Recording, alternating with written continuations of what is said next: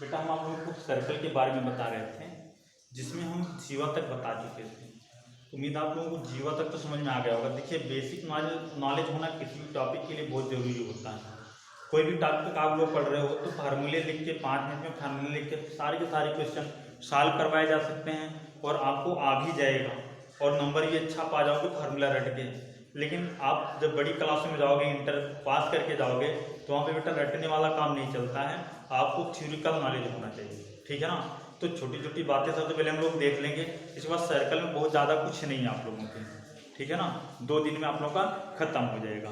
तो जीवा तक बता दिए थे। अब देखिए, पहले एक सर्कल बना लें।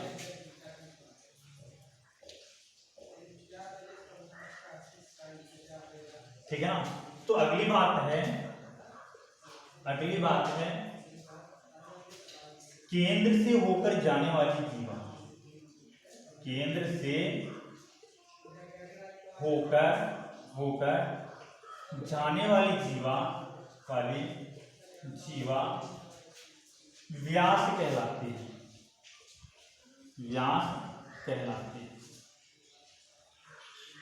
केंद्र से होकर जाने वाली जीवा क्या कहलाती है बेटा? व्यास कहलाती है।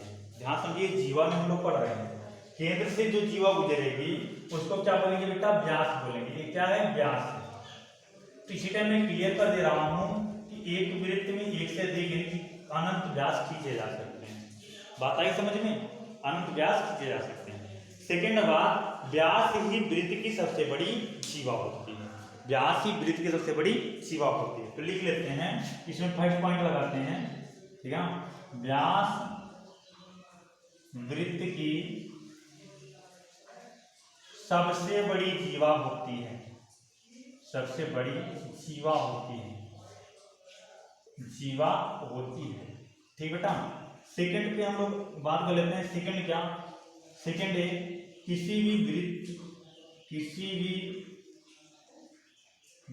में अनंत व्यास खींचे जा सकते हैं। अनंत व्यास खींचे जा सकते हैं।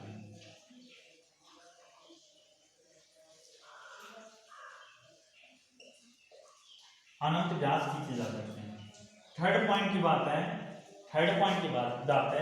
व्यास जो करता है, व्यास वृत्त को 2 बराबर क्षेत्रफलों में बांटता है। 2 बराबर क्षेत्रफलों में बांटता है। तो क्वेश्चन पूछ सकता है कि वृत्त में कौन सी ऐसी रेखा होती है जो, या कौन सा ऐसा व्यास होता है जो वृत्त को 2 बराबर भागों में बांटता है, तो उसको हम क्या बोलेंगे? व्यास। वृत्त में कौन सी ऐसी जीवा होती है या ऐसी रेखा होती है जो वृत्त को 2 बराबर भागों में बांटता है, स्ट्रेट लाइन बोलिएगा, वो होता हमारा व्यास। ठीक है ना। अच्छा, थोड़ा एक चीज मिस कर रहे हैं, वो आप लोग लिख लीजिए। व्यास जीवा भी वृत्त को 2 भागों में बांटती है। जीवा भी वृत्त को 2 भागों में बांटती है। ध्यान से देखिएगा बेटा, जीवा भी वृत्त को 2 भागों में बांटती है। लेकिन खास बात क्या है? व्यास क्या करता है? 2 बराबर भागों में बांटता है, जबकि जीवा 2 बराबर भागों में नहीं बांटती। एक बड़ा भाग होता है, एक छोटा भाग होता है। तो बड़े भाग को, जैसे मान लीजिए हमारा सेंटर हो गया, ठीक है ना, एक यहाँ पे एक पॉइंट यहाँ और एक पॉइंट यहाँ, 2 अलग अलग पॉइंट हो गए। कहाँ पे? परिधि पे। इन दोनों को मिलाएंगे बेटा क्या मिलेगा? व्यास, जीवा मिलेगी। क्या मिलेगी? जीवा। ठीक है ना। तो जीवा मिल गई। अब जीवा देखिए वृत्त को 2 भागों में बांट चुकी है। एक तो बड़ा भाग मिला, एक छोटा भाग मिला। बड़े भाग को बोलते हैं दीर्घवृत्तखंड, और छोटे भाग को बोलते हैं लघुवृत्तखंड।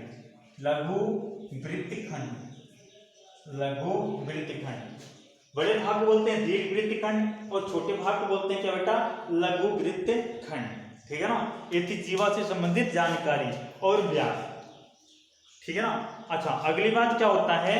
अब देखिए ध्यान से, जैसे मान लीजिए कोई एक सर्कल बना है, ये सेंटर हो गया, हमने कहा बेटा ये व्यास है ना। अगर यहां से यहां तक की दूरी देखा जाए तो क्या कहलाती है? त्रिज्या। और यहां से यहां तक की दूरी देखा जाए तो भी क्या कहलाती है? त्रिज्या कहलाती है ना। तो इसका मतलब दो त्रिज्याएं अगर मिल जाती हैं स्ट्रेट लाइन में तो उनको क्या बोलते हैं, 180 के कोण पे अगर दो त्रिज्याएं मिल जाती हैं तो उनको क्या बोलते हैं, व्यास बोलते हैं ना। तो इसका मतलब व्यास हम दिखाते हैं डी से, डायमीटर डी बराबर 2r या r बराबर d बाई 2। यानी अगर व्यास को हम 2 से डिवाइड कर दें तो हमको क्या मिलने वाला है, रेडियस मिलने वाला है, या रेडियस को अगर हम 2 का मल्टीप्लाई कर दें तब क्या मिलने वाला है, तब व्यास मिलने वाला है। राइट। अब देखिए वृत्त की छेदक रेखा, वृत्त की छेदक रेखा, वृत्त की छेदक रेखा देख लेते हैं वृत्त की छेदक रेखा क्या होती है। ठीक है ना, ऐसी रेखा जो वृत्त को दो बिंदुओं पर प्रतिच्छेदित करे, ऐसी रेखा जो वृत्त को दो बिंदुओं पर प्रतिच्छेदित करे वृत्त की छेदक रेखा कहलाती है। ध्यान समझिएगा, ऐसी रेखा जो वृत्त को दो बिंदुओं पर प्रतिच्छेदित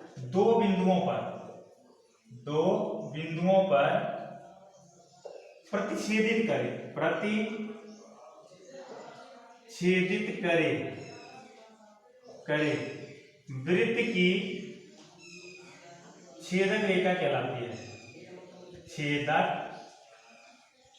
रेखा कहलाती है। ध्यान से सुनिएगा बेटा, ऐसी रेखा जो वृत्त को दो बिंदुओं पर प्रतिच्छेदित करे वृत्त की छेदक रेखा कहलाती है। ठीक है ना, ये वृत्त हो गया, ऐसे करें तो ये वृत्त की क्या हो गई बेटा, छेदक रेखा हो गई। ये वृत्त की क्या हो गई, छेदक रेखा हो गई। ठीक है ना, तो वृत्त की छेदक रेखा। अच्छा अब देखिए ध्यान से, अब आप लोगों के दिमाग में आ रहा होगा सर आपने व्यास भी तो ऐसे कुछ बताया था, तो व्यास में बेटा लाइन जो है ना वो आगे तक नहीं निकलती है, यहाँ पे लाइन कहाँ आगे तक निकली है। तो किसी भी वृत्त में कितनी छेदक रेखाएं खींची जा सकती हैं, अनंत छेदक रेखाएं खींची जा सकती हैं। किसी वृत्त की अनंत छेदक रेखाएं खींची जा सकती हैं। ठीक है ना, अगला है बेटा स्पर्श रेखा। स्पर्श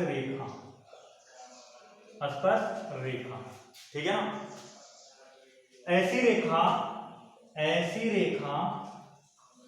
जो वृत्त को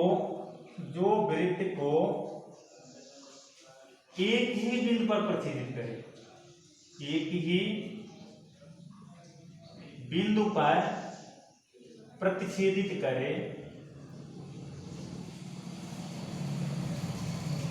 वृत्त की छेदक रेखा कहलाती है, वृत्त की छेदक रेखा कहलाती है, छेदक रेखा कहलाती है। कहां पे बेटा, एक ही बिंदु पर प्रतिच्छेदित करे वो वृत्त की क्या कहलाती है, छेदक रेखा नहीं, स्पर्श रेखा कहलाती है। जैसे यहीं पे फिगर बना दे रहे हैं, ठीक है, जैसे सर्कल हो गया, ठीक है ना, एक ही बिंदु पे टच करके जाए इसे क्या कहते हैं, स्पर्श रेखा कहते हैं। और स्पर्श रेखाओं की संख्या भी क्या होती है, इन्फिनिटी होती है। स्पर्श रेखाओं की संख्या भी क्या होती है, इन्फिनिटी होती है। स्पर्श रेखाओं की संख्या भी क्या होती है बेटा, इन्फिनिटी होती है। इतना नोट कीजिए, फिर हम आगे थोड़ा बताएं।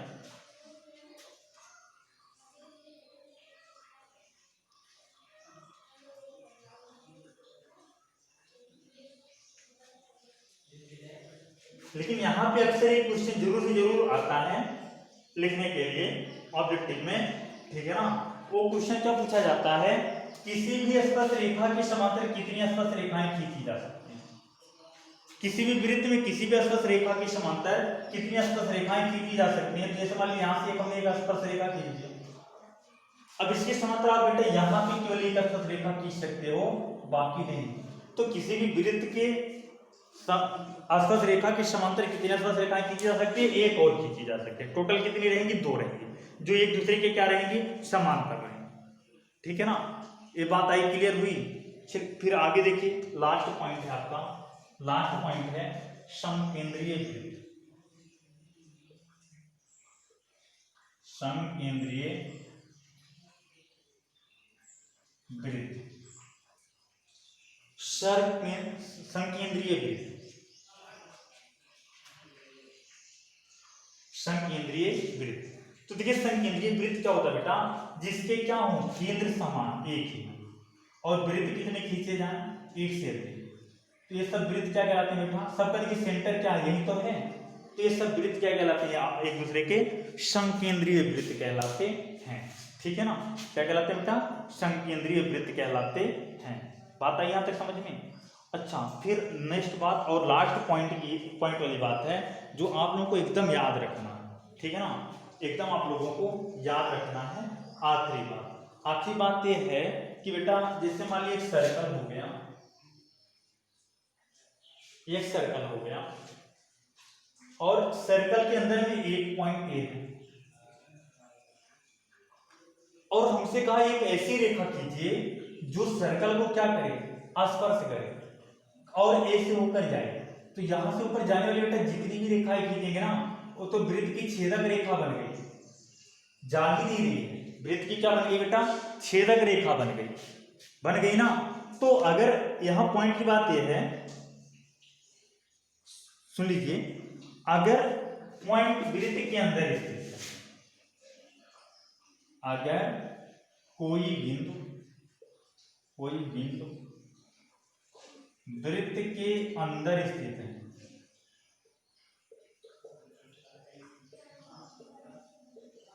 ठीक है ना, वृत्त के अंदर स्थित है, तो वहां से होकर जाने वाली स्पर्श रेखाओं की संख्या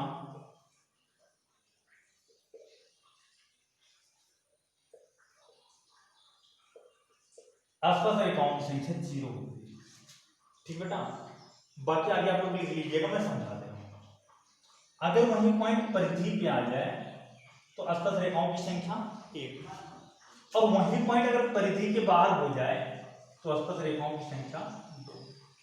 राइट, ठीक है ना, अंदर रहेगा 0, परिधि पर रहेगा 1 और अगर बाहर हो जाता है तो स्पर्श रेखाओं की संख्या 2 होती है। ठीक है ना, इतना आप लोग पढ़िए। नेक्स्ट डे थोड़ा और बात करेंगे वृत्ति पे, बेसिक नॉलेज अभी दिया जा रहा है। ठीक है ना, सिलेबस भी आप लोगों का स्टार्ट किया जाएगा। आप लोगों का पहले क्या खत्म हो जाए, एडमिशन हो जाए, इसके बाद तब सिलेबस आप लोगों का स्टार्ट किया जाएगा।